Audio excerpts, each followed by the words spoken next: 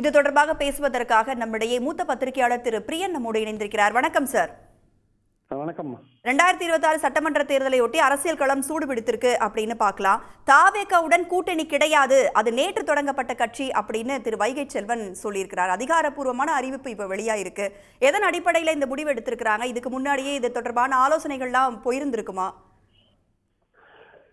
இல்ல, அதாவது அடிப்படையில பாத்தீங்கன்னா தாவேகா முதல்ல தாவேகாவுக்கும் அதிமுகவுக்கும் ஒரு பேச்சுவார்த்தை, அதாவது பாஜகவோட கூட்டணி ஏற்படுறதுக்கு முன்னாடி ஏதோ ஒரு பேச்சுவார்த்தை நடந்து அது முறிந்து போனதாக ஒரு பொதுவான விஷயம் பேசப்பட்டதை நம்ம பார்த்தோம். நம்ம அதுக்கப்புறம் பாத்தீங்கன்னா அதிமுகவை பத்தின விமர்சனங்களை அதிமுக பத்தின விமர்சனங்களை தாவேகாவும் வைக்கிறது இல்ல, தாவேகா பத்தி எந்த விதமான விமர்சனங்களும் அதிமுகவும் வைக்கிறது இல்ல.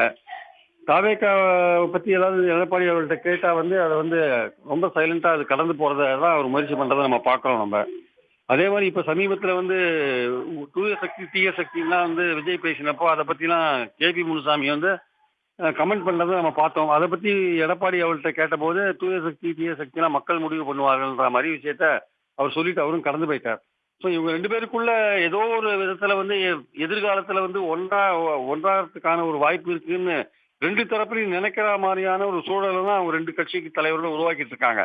ஆனால் அடிப்படையில் பார்த்தீங்கன்னா தாவேகா ரொம்ப தெளிவா யார் யார் விஜய முதல்வராக ஏற்றுக்கிறாங்களோ அவங்களோட தான் கூட்டணின்றத ரொம்ப தெளிவா சொல்லிட்டே வந்துட்டு இருக்காங்க. ஸோ இந்த சூழலில் அதற்கான வாய்ப்பு அதிமுக போய் அங்கே சேருவதற்கான வாய்ப்போ இல்லை அதிமுக பாஜக ரெண்டு பேருமே அங்கே போய் சேருவதற்கான வாய்ப்போ குறைஞ்சிட்டே வரதை நம்ம பார்க்குறோம்.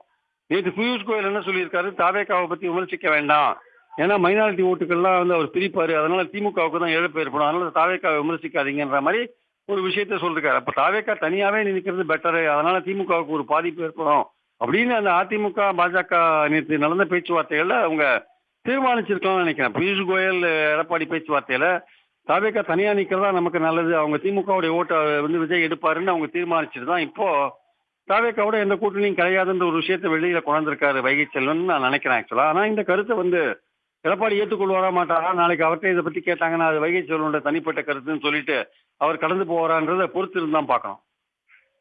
நன்றி சார். இணைப்பில் உங்களுடைய கருத்துக்களை எங்களுடன் பகிர்ந்து கொண்டமைக்கு.